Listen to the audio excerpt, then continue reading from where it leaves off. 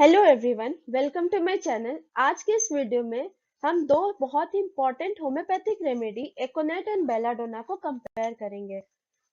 एकोनाइट and belladonna दोनों ही acute cases में हम देते हैं। दोनों में ही सडन और वॉलेंट ऑनसेट होता है, पर हमें डिफरेंसेस समझ में आना चाहिए कि किन केसेस में हम एकोनाइट देते हैं और किन केसेस में हम बेलाडोना देते हैं। एग्जाम्स में भी एकोनाइट एंड बेलाडोना के डिफरेंसेस पूछे जा सकते हैं और वाइवास में भी बहुत बार पूछे जा चुके हैं। तो चलिए अब हम वीडियो को शुरू करते हैं। सबसे पहले एकोनाइट जो है वो लेफ्ट साइडेड रेमेडी है, वाइल जो बेलाडोना है वो राइट साइडेड है। और एकोनाइट का स्पेशली जो सिम्टम्स है वो लोअर लेफ्ट और अपर राइट में होता है, वाइल जो बेलाडोना की बात करें तो लोअर राइट होता है और अपर लेफ्ट होता है। एकोनाइट जो है वो स्पेशली आर्टेरियल सिस्टम इसमें डोमिनेंट रहता है, वाइल बेलाडोना में वेनस सिस्टम होता है। जो एकोनाइट है उसमें टेंशन होता है बहुत ज्यादा, वो किस में होता है, वो आर्टेरियल सिस्टम में होता है। जबकि बेलाडोना में कंजेशन होता है, वेनस कंजेशन होता है, जिसके कारण पेशेंट को दिक्कतें शुरू होती है। नेक्स्ट है एकोनाइट में pulse sometimes escalated sometimes retarded, while belladonna में pulse sometimes large sometimes small. Escalated मतलब फास्ट एंड रिटार्डेड मतलब स्लो। तो जो एकोनाइट है उसमें फास्ट पल्स होता है जिसको हम ट्रैकीकार्डिया भी कहते हैं, या फिर स्लो पल्स भी हो सकता है जिसको हम रेडिकार्डिया भी कहते हैं। जो फास्ट पल्स होता है वो अबव 100 बीट्स पर मिनट होता है, स्लो पल्स हम बिलो 60 बीट्स पर मिनट को कहते हैं। बेलाडोना की बात करें तो जो पल्स होता है वो लार्ज होता है, दैट मीन्स उसका जो पल्स होता है वो बहुत ग्रेट फोर्स के साथ होता है। जब आप पेशेंट का पल्स पैल्पेट करोगे तो उसका पल्स आपको बहुत फोर्सली महसूस होगा।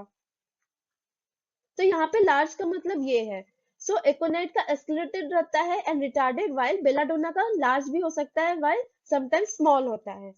नेक्स्ट आते हैं, एकोनाइट का जो सफरिंग्स होता है वो हॉट होता है। एकोनाइट का अगर आप स्किन टच करोगे तो आपको हॉट महसूस होगा, जबकि बेलाडोना को जब पार्ट आप टच करोगे तो वो कोल्ड रहता है। नेक्स्ट है, एकोनाइट में जो कोल्ड होता है वो नीचे से ऊपर की ओर क्रीप करते हुए बढ़ता है, यानी पहले नीचे से शुरू होगा फिर ऊपर की ओर बढ़ेगा। वाइल बेलाडोना में अपोजिट होता है, उसका हेड से शुरू होता है कोल्ड और उसके बाद नीचे की ओर बढ़ता है। एकोनाइट पेशेंट हर स्टेज में थर्स्टी रहता है, कोई भी स्टेजेस हो, चाहे फीवर हो या कोई भी हो, उसमें पेशेंट हमेशा अनक्वेंचेबल थर्स्ट, जिसको हम कहते हैं कि प्यास बुझती ही नहीं है। While belladonna person generally thirsty नहीं होता है, स्पेशली फीवर के टाइम तो बिल्कुल नहीं होता है।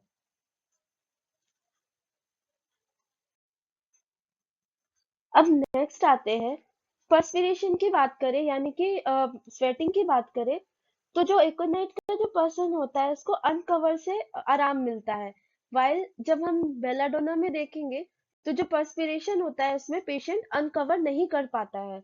नेक्स्ट है, एकोनाइट में जब स्लीपलेसनेस होती है वो आफ्टर मिडनाइट होती है, वेल बेलाडोना की बात करें तो स्लीपलेसनेस बिफोर मिडनाइट होती है, और हमें पता है कि पेशेंट इंसोम्निया रहता है, वो सो ही नहीं पाता है, उसे नींद तो बहुत आती है पर वो सो नहीं पाता। लेकिन एकोनाइट जो होता है वो सो तो लेता है, पर after midnight due to fear और एंजाइटी की वजह से वो सो नहीं पाता, वो उठ जाता है।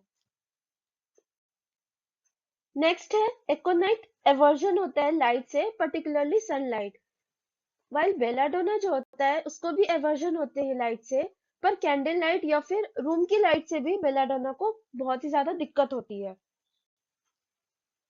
एकोनाइट में person is worse when standing, हमें पता है कि सल्फर पेशेंट को भी स्टैंडिंग से वर्स हो जाता है, और वी नो दैट कि sulphur is chronic of aconite, while belladonna में ऐसा नहीं है, बेलाडोना को बेटर लगता है स्टैंडिंग से। नेक्स्ट है, एकोनाइट में better when lying on the back, worse when lying on the side, यानी एकोनाइट के पेशेंट को बैक पर लेटने से आराम मिलता है, लेकिन जिस साइड में उसको पेन है उस साइड में उसको लेटने से बहुत ही ज्यादा दिक्कत होती है। और बेलाडोना में देखें तो पेशेंट को साइड, जिस साइड में पेन है या जिस साइड तकलीफ है उसमें उसको आराम मिलता है और बैक में भी उसको आराम मिलता है।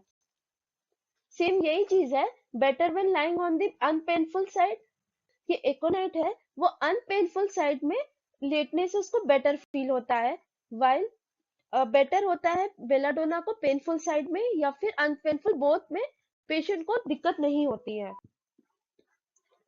नेक्स्ट आते हैं, एकोनाइट को जो फियर होता है वो विदाउट डेलीरियम होता है and even he predicts the day and the time of the death. while जो बेलाडोना जो फियर रहता है वो इमेजिनरी थिंग से होता है, जैसे कि फॉर एग्जांपल घोस्ट या फिर कोई इमेजिनरी एनिमल्स को देखता है उसके कारण उसको फियर रहता है और साथ में डेलीरियम भी रहता है। नेक्स्ट है एकोनाइट में, has great distress in heart and chest. जो एकोनाइट का पर्सन होता है उसको स्पेशली हार्ट और चेस्ट में बहुत ज्यादा दिक्कतें होती है, और जो बेलाडोना होता है उसको सबसे ज्यादा प्रॉब्लम इसके हेड में ही होती है, और उसको ऐसा लगता है जैसे उसके सारी दिक्कतें इसके हेड में आके जमा हो गई है।